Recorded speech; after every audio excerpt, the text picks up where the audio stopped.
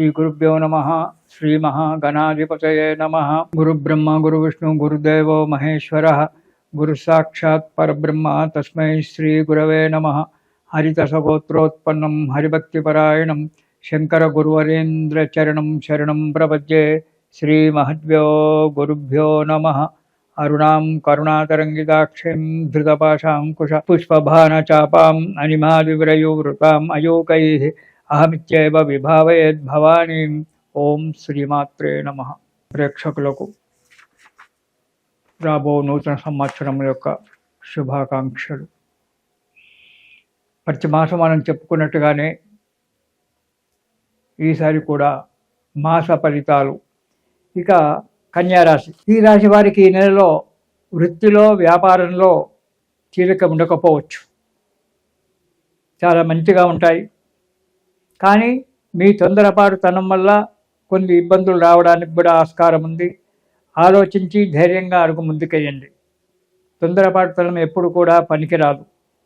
బంధువులతో స్నేహితులతో సంప్రదింపులు చేయడం మంచిది. వారి సలహాలు తీసుకొని వారి యొక్క సలహాలకు మీ సలహా జోడించి ముందుకు అడుగేయడం చాలా మంచిది.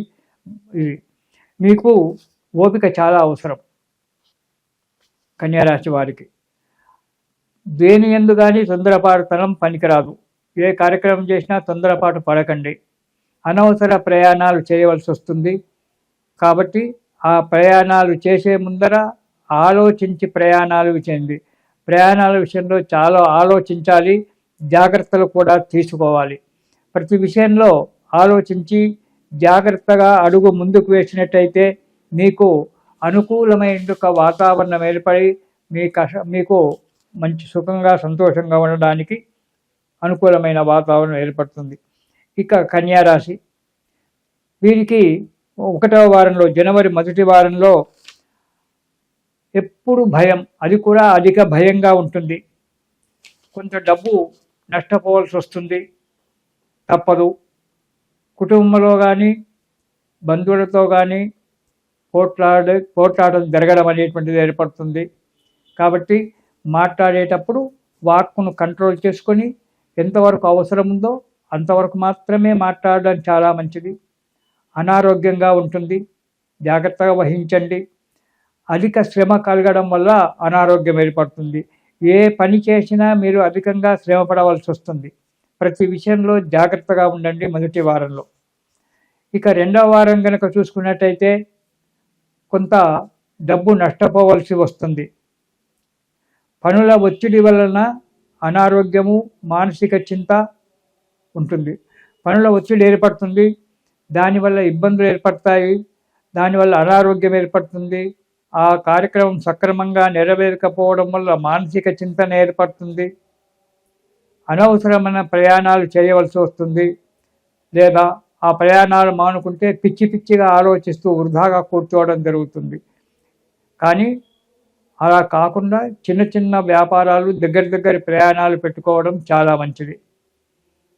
ఇక 3వ వారం, సాహసం చేసే బుద్ధి కుశలచే మీ యొక్క మనోధైర్యం చేత,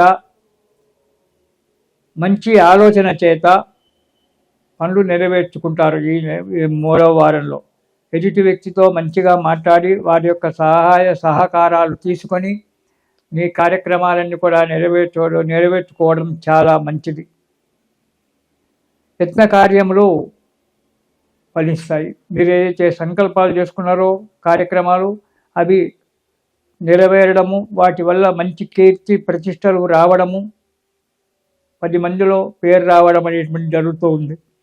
ధనధాన్య లాభాలు, డబ్బు రావడము, ఇటు వ్యవసాయదారులకైతే ధాన్య లాభము, ఇవన్నీ కూడా కలుగుతాయి. మనశ్శాంతిగా ఉంటారు, సుఖంగా ఉంటారు. ఇక 4వ వారం, చేసేటువంటి కార్యక్రమంలో మంచి అభివృద్ధి ఉంటుంది. బంధువులతో మిత్రులతో కలిసిమెలిసి తిరగడము, శుభకార్యాలలో పాల్గొనడము, వినోదాదులలో పాల్గొనడము చేస్తుంటారు. 4వ వారంలో నూతన గృహ నిర్మాణానికై లేదా స్థిరాస్తులు కొనడానికై ఆలోచన చేస్తుంటారు. ఆలోచన కొంతవరకు ఫలితం జరుగుతుంది. ఇతర కార్యక్రమాలు కూడా ఆలోచన చేస్తారు. కొంతవరకు మాత్రం ఫలితం జరగడానికి కన్యారాశి వారికి ఆస్కారం ఉంది. సంతోషంగా ఆనందంగా ఉంటారు. బంధువులచే మిత్రులచే కలిసిమెలిసి తిరుగుతారు. కానీ చేసే పనులలో కొద్దిగా పనులు ఆలస్యం కావడానికి ఆస్కారం ఉంది. కాబట్టి ఈ నెలలో కన్యారాశి వారు సుబ్రహ్మణ్య స్తోత్రం పారాయణం చేయడం చాలా మంచిది. ఆ సుబ్రహ్మణ్య స్తోత్రం పారాయణం చేయడం వల్ల సుఖంగా సంతోషంగా అడుగు ముందుకు వేస్తారు. ఇది శుభం.